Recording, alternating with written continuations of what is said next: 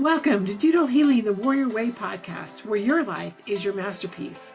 I'm Cindy Bayless, your Doodle Warrior Coach, here to help you turn self-doubt into unshakable confidence, rediscover your purpose, and create a life you can't wait to wake up to. Grab your favorite pen and let's doodle your way to clarity, joy, and freedom, one episode at a time. Welcome to the Doodle Warrior podcast. I'm Cindy Bayless, and I'm so glad you're here. Have you ever noticed how the things that matter most to you are often the very things you keep putting off? It's not the laundry or the errands, but the conversation you need to have, the decision you've been avoiding for months, or the dream that keeps tapping you on the shoulder. It's interesting, isn't it? Because it's not that you don't care. This really matters to you, and yet you avoid it.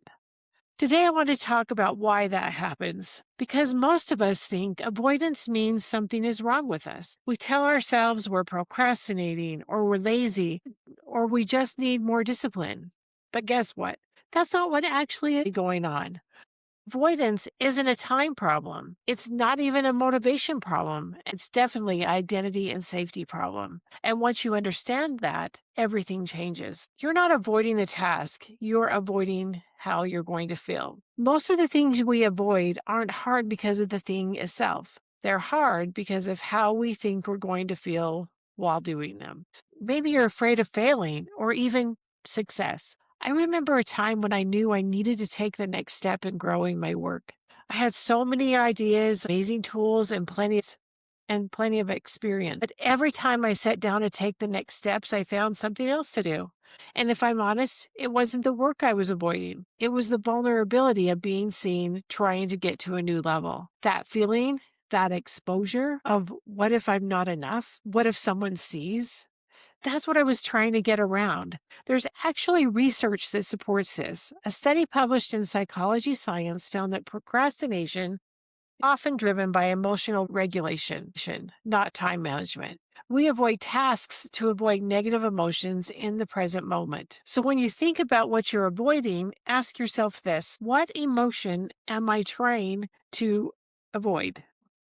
That question can give you some amazing insight. This is where your Doodle Warrior work comes in. We don't act outside of who we believe we are. So if there's something you want to do, but you're not doing it, there's a gap between your current identity and the identity required for that action. For example, if you still see yourself as someone who plays small, you'll hesitate to take bold moves. If you see yourself as someone who doesn't follow through, you'll unconsciously prove that you don't follow through to yourself either.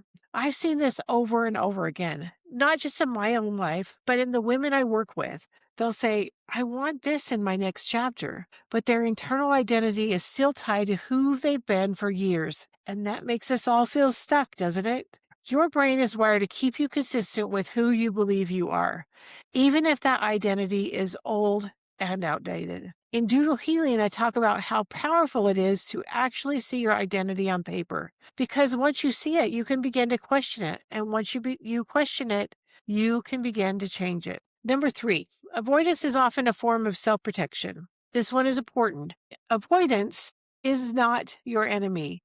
It's actually trying to protect you. Your brain is constantly scanning for risk, and anything unfamiliar, even something good, feels like a threat. There's this concept in neuroscience called the prediction error. Your brain prefers what's predictable over what's possible. So if stepping into your next chapter feels uncertain, your brain will guide you back to what feels comfortable, even if that comfort is no longer what you want. I remember talking to a woman who said, I keep saying I want change, but I keep choosing the same things over and over again.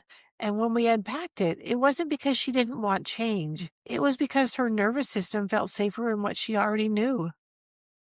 That's a very human response. But it also means that if you want something different, you have to learn how to create safety while stepping into something new. So let's picture a doodle of you. She is standing at a crossroads, and on one side, the path is like smooth, familiar, and easy. It's predictable, and she knows exactly where it leads. On the other side, there's a path labeled my next chapter, my purpose. It's a little unclear. It might be rocky. There might be question marks along the road. There's hills and valleys. There may be danger ahead. because we can't see. Now, here's the important part. Your doodle or you may feel stuck. Your doodle may be slightly leaning toward the familiar path, the safe path, not because she doesn't want the next chapter, but because she's also carrying a backpack. And in that backpack, she is carrying thoughts such as doubt. What if I fail? Who do I think I am? Maybe I'll wait till later. That backpack makes the new path feel even heavier. Now imagine this. She reaches up and takes one of those thoughts out of the bag. Just one. Maybe she removes maybe later and replaces it with just begin, or there's no better time to start than today. And now her posture might shift. Maybe she'll stand up a little taller. Maybe she'll get a little more confidence, just enough to start taking one step toward her next chapter. That's how change actually happens, not by forcing ourselves, but by changing what we're thinking. I've had moments in my own life where I stayed in indecision far too long, far longer than I ever wanted to, not because I didn't know what to do, but because I didn't yet see myself as the woman who could do it. And I was scared. Once I saw myself differently, even just a little bit differently, my actions started to follow. I've also watched women take small, meaningful steps towards their dreams, small decisions that align with who they were becoming. And those small steps, they built trust in themselves, and trust changes everything. So if you've been avoiding something that matters to you, it's not because you're lazy or lack discipline. It's because you're avoiding feeling uncomfortable. Your identity hasn't caught up yet, and a part of you wants to stay safe. Once you understand that, you can begin to work with yourself instead of against yourself. So here's what I have to leave you with today. Instead of asking, why am I avoiding this? Try asking, who would I need to become to take the next step? And if you're in a place where you're thinking about what's next for you, I invite you to take my quiz. What do you want in your next chapter?